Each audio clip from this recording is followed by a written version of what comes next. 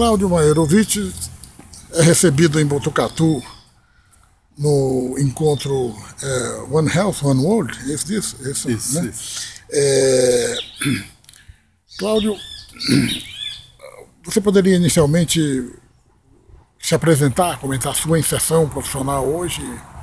Tá. Bom, meu nome é Cláudio, eu sou sanitarista, formação em medicina. Tenho trabalhado em diversos campos da saúde pública, particularmente na vigilância sanitária, vigilância em saúde, e atualmente trabalho na sede da Fiocruz de Brasília como sanitarista. Cláudio, aqui em Botucatu, você participando no encontro, teve uma apresentação hoje sobre o tema da vigilância epidemiológica no mundo globalizado. Você poderia falar para a gente, em rápidas palavras, sobre o conteúdo dessa tua apresentação? Tá. Existe uma grande produção sobre o significado da globalização na área econômica, na área da política. A saúde tem participado desse movimento e tem participado principalmente das consequências desse movimento. Então, nós achamos que era importante, em primeiro lugar, a gente olhar quais são as principais características dessa globalização de que tanto se fala. Então, globalização como um movimento econômico, mas associado a um movimento político e ideológico que ganhou o apelido de neoliberalismo, porque trouxe de volta nos anos 90 princípios que surgiram com o liberalismo de séculos atrás. Particularmente com a ideia de que o mercado funciona e se organiza sozinho, de que os estados são cada vez menos necessários.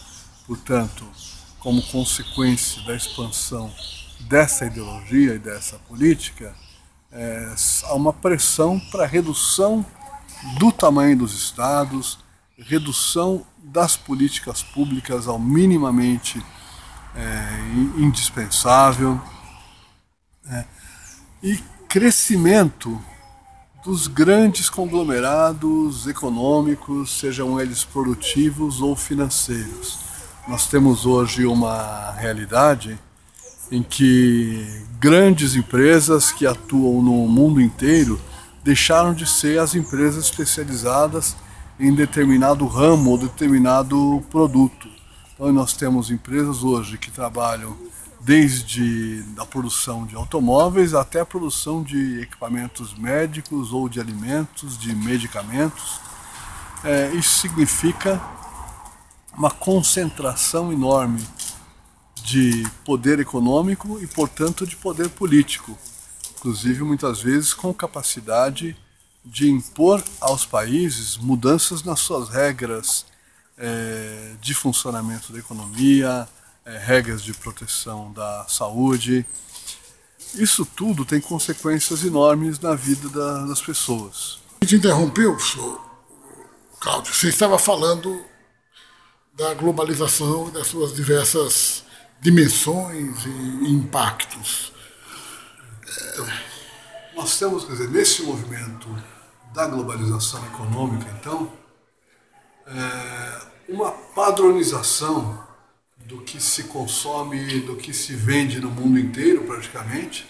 Basta olhar para os carros, para os aparelhos eletrônicos, que são os mesmos no mundo inteiro, mas também para os alimentos, para os medicamentos, para quase qualquer tipo de tecnologia que está ao alcance das pessoas, os aparelhos celulares. Isso tem significado que no mundo inteiro consome-se o mesmo tipo de coisa, ao contrário do que havia antigamente, de ter hábitos locais de consumo, hábitos adaptados a cada uma das culturas. E ao mesmo tempo, o próprio jeito de consumir e os modos de vida vão se tornando muito parecidos. Hoje você entra num shopping center no Brasil na China, no Canadá ou na África, em qualquer parte do mundo, se sente no mesmo tipo de ambiente, num aeroporto, nas grandes ruas comerciais. Então, este movimento de globalização tem feito o mundo se tornar muito parecido do ponto de vista do consumo e dos hábitos de vida. Ao mesmo tempo, com isso, os riscos que podiam ser característicos de determinado tipo de hábito vão se transpondo para o mundo inteiro. Muitas vezes, saem de países que estão acostumados com um certo padrão de consumo e já têm incorporado em sua cultura a própria defesa da sua saúde para este padrão de consumo, para locais onde isso não acontece, tendo como consequência doenças cardiovasculares, obesidade, diabetes, uma série de riscos decorrentes da mudança do seu padrão de consumo para algo que surge como artificial, surge como externo. No mundo do trabalho também as mudanças são enormes, porque se antigamente as indústrias eram localizadas nos países que têm economias mais fortes, essas indústrias continuam com as suas sedes muitas vezes nesses países, mas transferiram os seus parques produtivos para países onde a mão de obra é mais barata, onde existe menos regulamentação do trabalho, e, portanto, onde existe menor defesa das populações locais em relação aos riscos determinados pelas condições adversas do trabalho, os riscos relacionados à poluição ambiental e a toda a reorganização do tecido social que decorre da presença dessas indústrias. Em geral, elas se transferem, mas o capital não se transfere junto. Então, ao mesmo tempo em que há um movimento enorme que muda padrões de consumo, muda padrões de trabalho, muda os padrões de exposição ao risco de maneira distribuída, de maneira homogênea, o que acontece com o capital é exatamente o contrário. O capital se concentra nos países que cediam o comando dessas empresas, onde estão presentes os acionistas.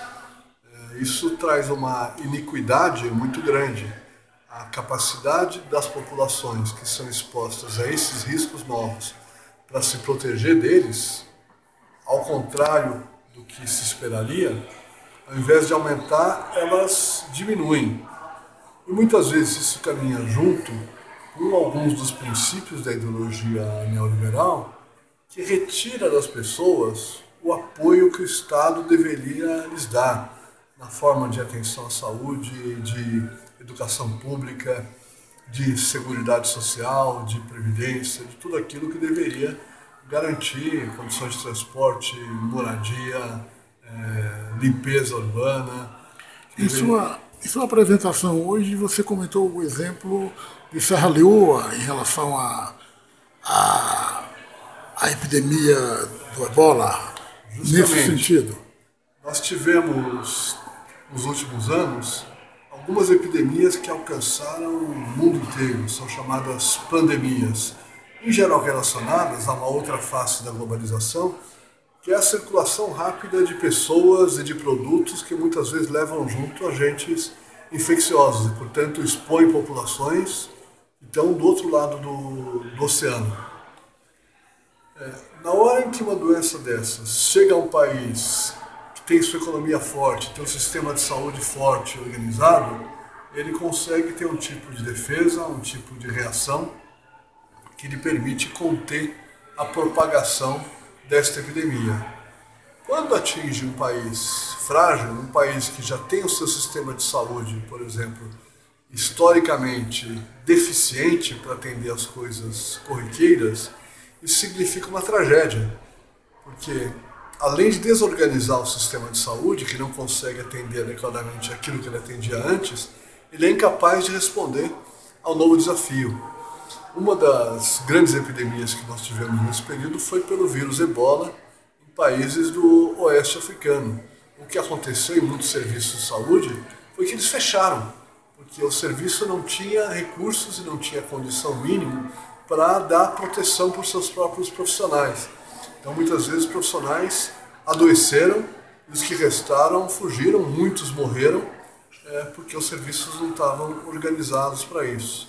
Isso atende muito fortemente também a pressões que esses países sofreram da comunidade financeira internacional para que se moldassem a este modelo do Estado mínimo, esse modelo das políticas públicas reduzidas.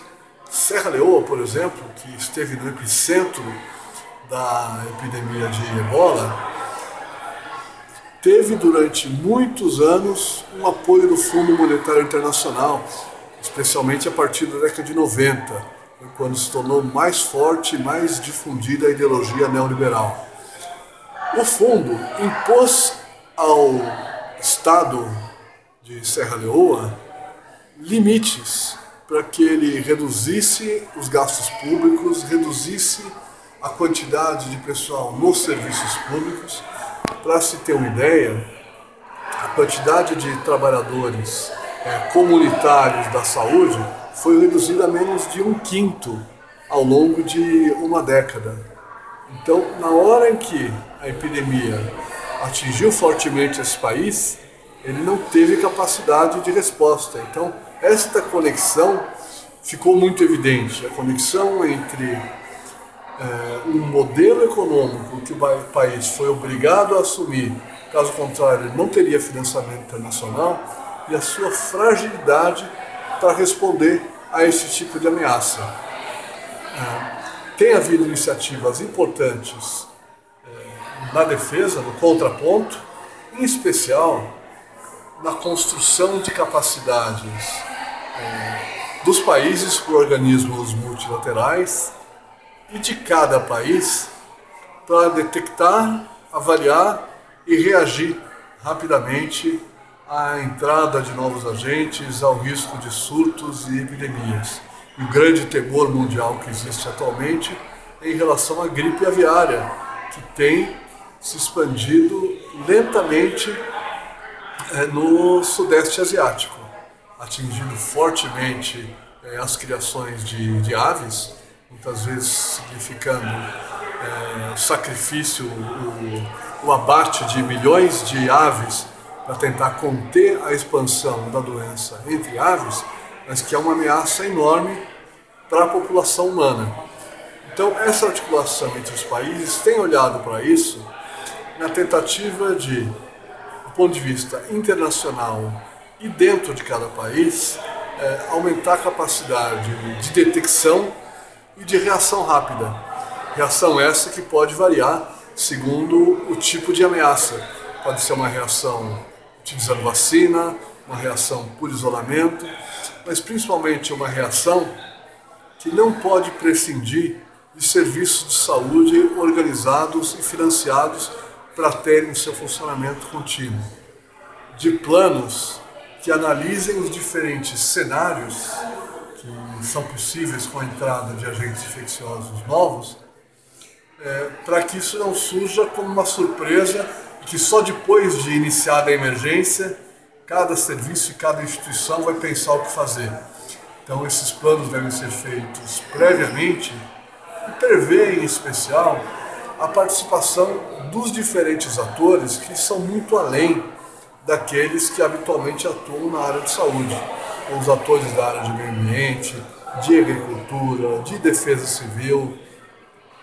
São muitos os que podem contribuir na resposta a uma emergência em saúde pública, inclusive representações da sociedade civil.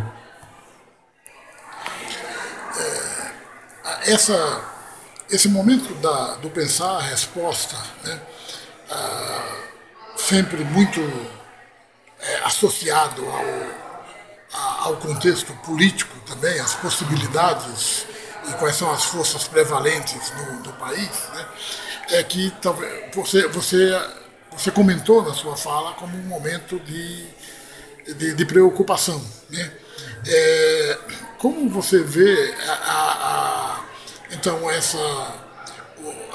quais seriam as principais ameaças, os principais desafios para quem tem que encarar a construção de respostas a esse tipo de problema que a gente estava discutindo? Acho que algumas iniciativas já estão em campo com a construção de instituições ou de organizações que são frutos da articulação entre países. Existe, por exemplo, um sistema, uma rede global de alerta e resposta a surtos e epidemias, patrocinada pela Organização Mundial da Saúde. A iniciativa One Health, One World, One Health, ela busca justamente reunir autoridades da área de saúde animal, da área de saúde humana, meio ambiente, trabalho, para tentar olhar de maneira integrada, de maneira articulada para a possibilidade de reação a essas diferentes ameaças. No Brasil, particularmente, nosso grande potencial é um sistema de saúde forte e capilarizado pelo país inteiro, nos mais diferentes lugares do país. Está lá o programa de saúde da família, com acesso público garantido para as pessoas, o que é absolutamente essencial para que, caso alguém fique doente, por exemplo, por um vírus novo que chegou, rapidamente ele seja diagnosticado, tratado e a doença não se espalhe. No nosso país a situação é muito preocupante, porque as ameaças ao nosso sistema único de saúde são muito fortes, as ameaças permanentes às políticas de saúde que dão mais capacidade à sociedade de reagir, as políticas como o Bolsa Família, as políticas na área de educação, de habitação, de energia, são ameaças muito importantes também. Lembro que a maneira tradicional de o país responder a ameaças muitas vezes traz mais riscos. A exemplo do que acontece na agricultura, nós temos uma tradição de monocultura que, quando sofre o efeito de uma praga, reage comprando mais agrotóxicos. O Brasil é o país que tem o maior consumo de agrotóxicos do mundo. Isso significa que, além de todas as ameaças que surgem dos movimentos econômicos, a população fica ainda exposta a produtos químicos que estão naquilo que vai para a mesa, naquilo que elas consomem. E uma grande preocupação é que justamente as economias mais frágeis são aquelas mais ameaçadas, que têm menor capacidade de responder. Um dos pensadores desse assunto até soltou uma frase esses dias importante, que a saúde global precisa de democracia, precisa de participação. E, infelizmente, os países que mais sofrem os efeitos negativos da globalização são justamente aqueles que têm menor espaço de participação no contexto global e na disputa pelo poder político e poder econômico. Cláudio, você gostaria de acrescentar alguma coisa, as últimas palavras?